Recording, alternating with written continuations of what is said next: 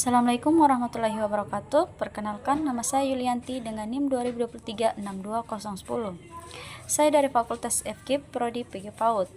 Di sini saya akan membuat tugas video untuk memenuhi salah satu tugas saya, yaitu penulisan karya ilmiah yang telah diberikan oleh dosen saya, yaitu Bapak Dr. Fernandes Arum MPD. Baik, yang pertama yaitu pernyataan testabel.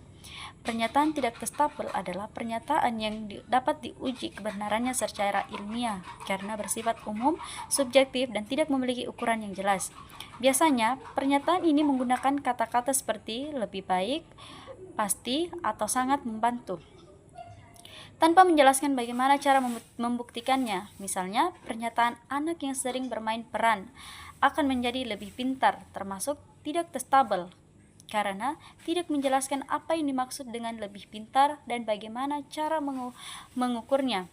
Sebaliknya, pernyataan testabel adalah pernyataan yang dapat diuji melalui penelitian karena memiliki variabel yang jelas, dapat diukur, dan bisa dibuktikan dengan data. Contohnya, pernyataan tersebut dapat diubah menjadi anak usia 5-6 tahun yang mengikuti kegiatan bermain peran selama 4 minggu, menunjukkan peningkatan kemampuan bahasa dibandingkan anak yang tidak mengikuti kegiatan tersebut. Pernyataan ini disebut testabel karena memiliki subjek yang jelas. Anak usia 5-6 tahun variabel dapat diukur kegiatan bermain peran dan kemampuan bahasa, serta memungkinkan untuk dilakukan pengamatan dan pengumpulan data.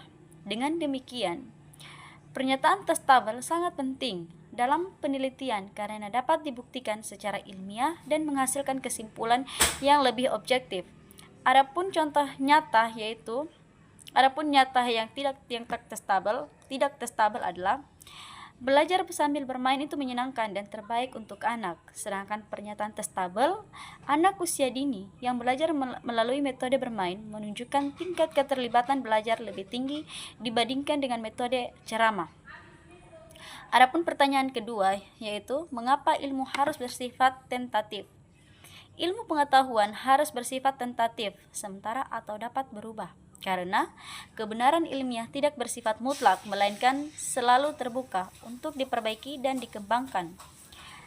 Seiring dengan ditemukannya data, bukti, dan teknologi baru, artinya apa yang dianggap benar saat ini bisa saja direvisi atau bahkan digantikan di masa depan.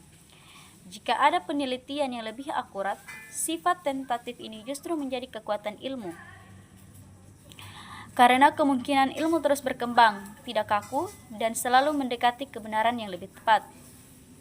Adapun contohnya yaitu, dahulu manusia percaya bahwa bumi adalah pusat alam semesta, teori geometris. Namun, setelah penelitian lebih lanjut, muncul teori heliosentris yang menyatakan bahwa matahari adalah pusat tata surya. Perubahan ini terjadi karena adanya bukti dan pengamatan baru yang lebih kuat.